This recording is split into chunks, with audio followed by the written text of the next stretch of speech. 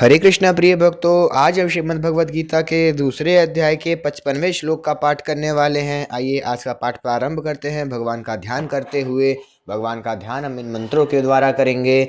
ओम श्री परमात्मने नमः। ओम पूर्णमदः पूर्णमिदं पूर्णात् पूर्णमुदच्यते पूर्णस्य पूर्णमादाय पूर्णमेवावशिष्यते। श्रीमद्भगवद्गीता गजाननं भूतगणादिसेवितं कपिलजम्बूफलचारुभक्षणम् उमासुतं शोकविनाशकारकं नमामि विघ्नेश्वरपादकपङ्कजं। ध्यानाभ्यासवशीकृतेन मनसा तन्निर्गुणं निष्क्रियं ज्योतिः किञ्चन योगिनो यदि परं पश्यन्ति पश्यन्तु ते। अस्माकं तु तदेव लोचनचमत्काराय भूयाच्चिरं कलिन्दीपुलिनोदरे किमपि यन्निल्लं महो धावत्। यावन्निरञ्जनमजं पुरुषं जरन्तं सञ्चिन्तयामि निखिलजगत्सुरन्तं तावद्बलात् सुरतिहन्त हृदन्तरे मे गोपस्य कोऽपि शिशुरञ्ज पुण्यमञ्जुः। न विद्यां येषां शरणमपि षण्ण च गुणाः परित्यक्ता लोकैरपि वृजन्युक्ताः श्रुतिजडाः शरण्यं यन्ते अपि प्रसिद्धगुणमाश्रित्य सुजना विमुक्तास्तं वन्दे यदुपतिमहं कृष्णं मलजं। यस्य श्रीकरुणाणवस्य करुणालिशेन बालो ध्रुवः स्वेष्टं प्राप्य समार्धाम समगात्रङ्कोऽप्यविन्दच्र्यं याता मुक्तिमजामिलादिपतिताः शैलोऽपि पूज्योऽभवत्। तं श्रीमाधवमाश्रित्यष्टदमहं नित्यं शरण्यं भजे। वसुदेवसुतं देवं कंसचारुणमर्दनं देवकी परमानन्दं कृष्णं वन्दे जगद्गुरुम्। नारायणं नमस्कृत्य नरं चैव नरोत्तमं देवं सरस्वतीं व्यासं ततो जयमुदीरयेत्। हरे कृष्ण कृष्ण कृष्ण हरे हरे, हरे राम राम राम हरे हरे। अब भगवान आगे के श्लोक में अर्जुन के पहले प्रश्न का उत्तर देते हैं। श्री भगवान उवाच प्रजहाति यदा कामान् सर्वान् पार्थ मनोगतान् आत्मन्यैवात्मना तुष्टः स्थितप्रज्ञस्य तदोच्यते। श्री भगवान बोले, पार्थ हे पृथानंदन, यदा जिस काल में साधक मनोगतान मन में आई सर्वान संपूर्ण कामान कामनाओं का प्रजहाति भली भांति त्याग कर देता है और आत्मना अपने आप से आत्मनि अपने आप में एव ही तुष्ट संतुष्ट रहता है, तदा उस काल में वह स्थितप्रज्ञ स्थिर बुद्धि उच्यते कहा जाता है। श्री भगवान बोले, हे अर्जुन, जिस काल में यह पुरुष मन में स्थित संपूर्ण कामनाओं को भली भांति त्याग देता है और आत्मा से आत्मा में ही संतुष्ट रहता है, उस काल में वह स्थित प्रज्ञ कहा जाता है। इस श्लोक की व्याख्या। गीता की यह एक शैली है जो साधक जिस साधन के द्वारा सिद्ध होता है उसी साधन से उसकी पूर्णता का वर्णन किया जाता है। जैसे भक्ति योग में साधन भगवान के सिवाय और कुछ है ही नहीं, ऐसे अन्य योग से उपासना करता है, ऐसे अनन्य योग से उपासना करता है। अतः सिद्धावस्था में वह संपूर्ण प्राणियों में द्वेष भाव से रहित हो जाता है। ज्ञान योग में साधन स्वयं को गुणों से सर्वथा असंबद्ध एवं निर्लिप्त देखता है। अतः सिद्धावस्था में वह संपूर्ण गुणों से सर्वथा अतीत हो जाता है। ऐसे ही कर्म योग में कामना के त्याग की बात मुख्य कही गई है। अतः सिद्धावस्था में वह संपूर्ण कामनाओं का त्याग कर देता है। यह बात इस श्लोक में बताते हैं। प्रजहाति यदा कामान् सर्वान् पार्थ मनोगतान्। इन पदों का तात्पर्य यह हुआ कि कामना न तो स्वयं में है और न मन में ही है। कामना तो आने जाने वाली है और स्वयं निरंतर रहने वाला है। अतः स्वयं में कामना कैसे हो सकती है? मन एक कारण है और उसमें भी कामना निरंतर नहीं रहती, प्रत्युत उसमें आती है। मनोगतान, अतः मन में भी कामना कैसे हो सकती है? परंतु शरीर इंद्रियां मन बुद्धि से तादात्म्य में होने के कारण मनुष्य मन में आने वाली कामनाओं को अपने में मान लेता है। जहाती क्रिया के साथ प्र उपसर्ग देने का तात्पर्य है कि साधक कामनाओं का सर्वथा त्याग कर देता है। किसी भी कामना का कोई भी अंश किंचित मात्र भी नहीं रहता। अपने स्वरूप का कभी त्याग नहीं होता। जिससे अपना कुछ भी संबंध नहीं है उसका भी त्याग नहीं होता। त्याग उसी का होता है जो अपना नहीं है पर उसको अपना मान लिया है। ऐसे ही कामना अपने में नहीं है पर उसको अपने में मान लिया है। इस मान्यता का त्याग करने को ही यहाँ प्रजहाति पद से कहा गया है। यहाँ कामान शब्दों में बहुवचन होने से सर्वान पद उसी के अंतर्गत आ जाता है। फिर भी सर्वान पद देने का तात्पर्य है कि कोई भी कामना न रहे और किसी भी कामना का कोई भी अंश बाकी न रहे। आत्मन्येवात्मना तुष्टः, जिस काल में संपूर्ण कामनाओं का त्याग कर देता है और अपने आप से अपने आप में ही संतुष्ट रहता है, अर्थात अपने आप में सहज स्वाभाविक संतोष होता है। संतोष दो तरह का होता है, एक संतोष गुण है और एक संतोष स्वरूप है।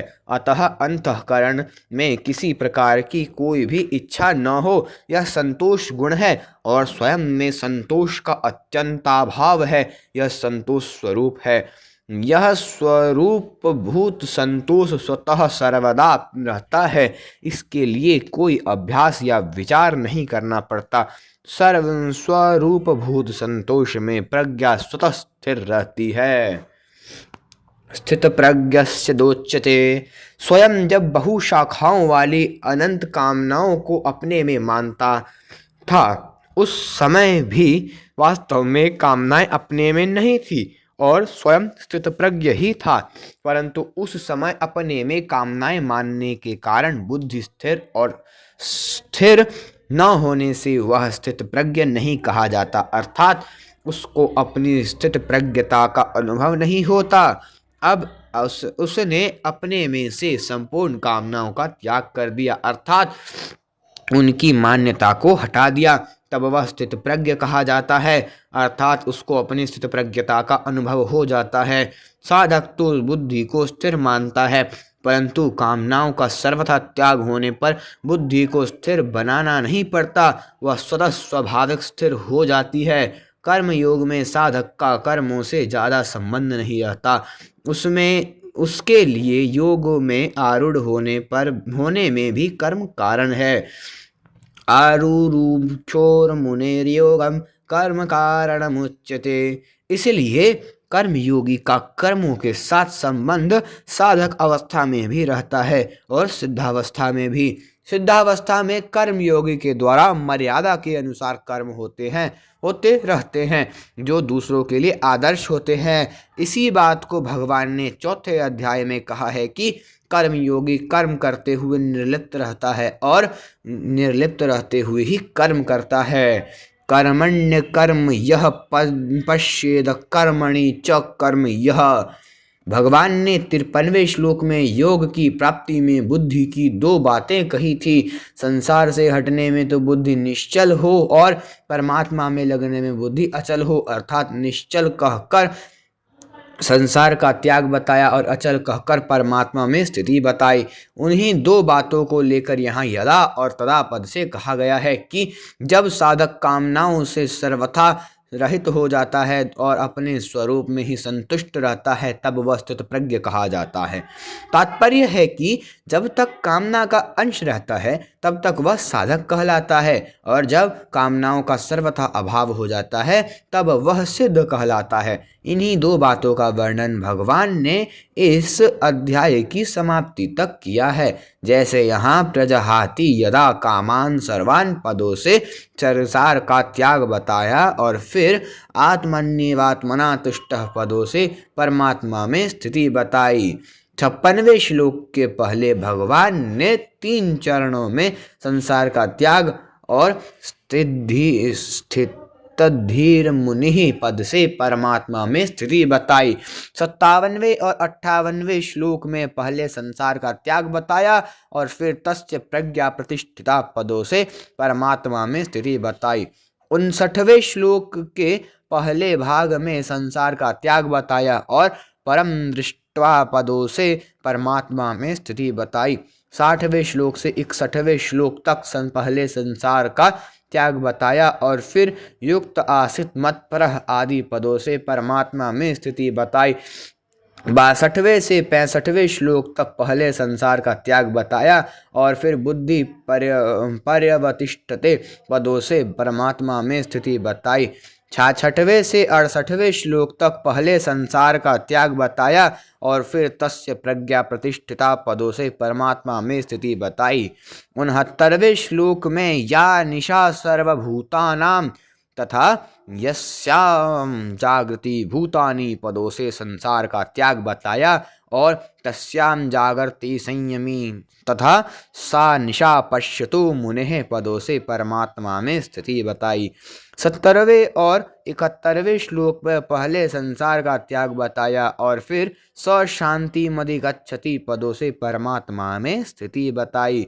72वें श्लोक में नयनाम प्राप्य विमुह्यति पदों से संसार का त्याग बताया और ब्रह्म निर्वाण मृच्छति आदि पदों से परमात्मा में स्थिति बताई। इस श्लोक का परिशिष्ट भाव, एक विभाग अस्थिर बुद्धि वालों का है और एक विभाग स्थिर बुद्धि वालों का है। अस्थिर बुद्धि वालों की बात तो पहले 41वें से 44वें श्लोक तक कह दी। अब स्थिर बुद्धि वालों की बात 55वें से 71वें श्लोक तक कहते हैं। जिस समय साधक सांसारिक रुचि का त्याग करके अपने स्वरूप में स्थित रहता है उस समय वह स्थिर बुद्धि वाला कहा जाता है। जिसका परमात्मा का उद्देश्य होता है उसकी बुद्धि एक निश्चय वाली होती है, क्योंकि परमात्मा भी एक ही है, परंतु जिसका संसार का उद्देश्य होता है उसकी बुद्धि असंख्य कामनाओं वाली होती है, क्योंकि सांसारिक वस्तुएं असंख्य हैं। समता की प्राप्ति के लिए बुद्धि की स्थिरता बहुत आवश्यक है। पातंजलि योग दर्शन में तो मन की स्थिरता को महत्व दिया गया है, पर गीता बुद्धि की स्थिरता को ही महत्व देती है, कारण कि कल्याण प्राप्ति में मन की स्थिति का उतना महत्व नहीं जितना बुद्धि की स्थिरता का महत्व है। मन की स्थिरता से लौकिक सिद्धियां प्राप्त होती है, पर बुद्धि की स्थिरता से पारमार्थिक सिद्धि होती है। कर्म योग में बुद्धि की स्थिरता का ही मुख्य है। अगर मन की स्थिरता होगी तो कर्म योगी कर्तव्य कर्म कैसे करेगा, कारण कि मन स्थिर होने पर बाहरी क्रियाएं रुक जाती हैं। भगवान भी योग में स्थिर होकर कर्म करने की आज्ञा देते हैं। योगस्थः कुरु कर्माणि। प्रजाति और कामान सर्वान पद देने का तात्पर्य है कि किंचित मात्र भी कामना न रहे, पूरा का पूरा त्याग हो जाए, कारण कि यह कामना ही परमात्मा प्राप्ति में खास बाधक है। आज का यह श्लोक संपूर्ण हुआ। अगला श्लोक। अब भगवान आगे के 2 श्लोकों में स्थित प्रज्ञ कैसे बोलता है, इस दूसरे प्रश्न का उत्तर देते हैं। दुःखेष्वनुद्विग्नमनाः सुखेषु विगतस्पृहः वीतरागभयक्रोधः स्थितधीरमुनिरुच्यते। हरे कृष्ण। अगर आप सभी को वीडियो पसंद है तो वीडियो को लाइक करिएगा और चैनल को अवश्य से सब्सक्राइब करिएगा। अगर आपने पिछली श्लोक की वीडियो नहीं देखी है डिस्क्रिप्शन बॉक्स में उनका लिंक है, आप वहाँ से देख सकते हैं। हरे कृष्ण। हरि बोल।